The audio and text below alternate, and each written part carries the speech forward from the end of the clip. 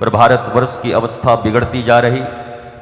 तकलीफ है, हमारे बच्चे 22 साल में भी बड़े नहीं हो रहे। 22-24 साल में भी हम कहते हैं बच्चा है अभी, बाबा जी धीरे धीरे सीखेगा।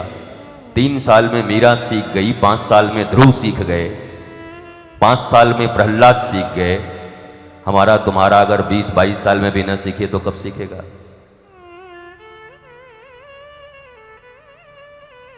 और कोमल मस्तिष्क के ऊपर जो प्रभाव एक बार पड़ गया, वो आप बड़े होने के बाद भी आप लाख प्रयत्न कर लोगे, लेकिन फिर एक दिन आप ही के जीवन में तकलीफ पैदा करने के लिए खड़े हो जाएंगे तुम्हारे ही द्वारा लालित पालित और पोषित बच्चे। और फिर तुम गलियों में घूमोगे, और फिर तुम मंदिरों मंदिरों में जाओगे, गुरुओं के द्वार पर जाओगे, संतों के द्वार पर जाओगे। फिर तुम पीपल बट इत्यादि में डोरे बांधोगे, नारियल चढ़ाओगे कि मेरा बालक ठीक हो जाए। But how is it possible? यह संभव कैसे होगा? संस्कार अगर प्रारंभ से न मिले, संस्कार उनकी नसों में, उनके बुद्धि और विवेक में अगर न भरे गए,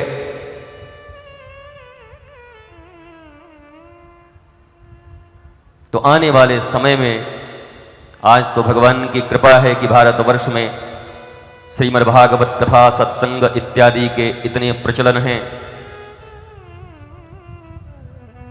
आपका यही दाऊ जी का मंदिर, दाऊ दयाल का मंदिर, मैं तो दाऊ दयाल बाबा के इस क्षेत्र में रहने वाले उन समस्त ब्रजवासियों को,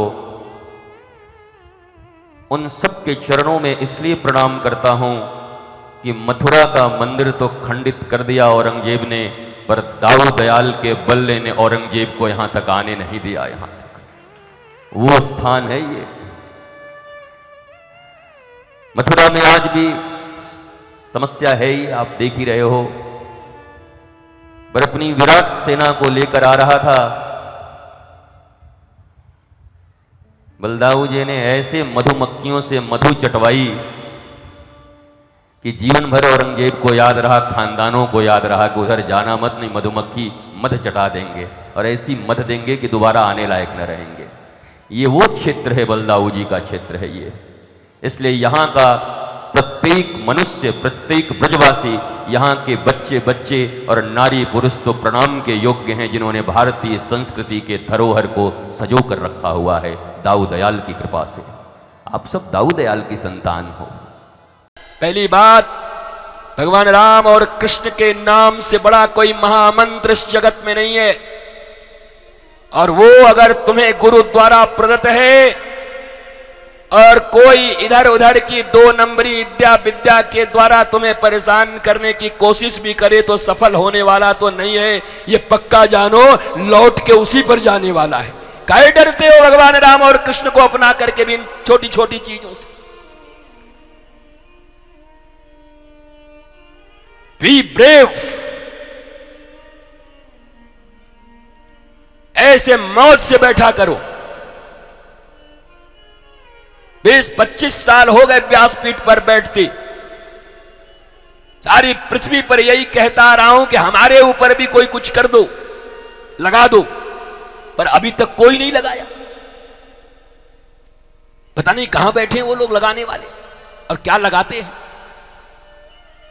लगा दो।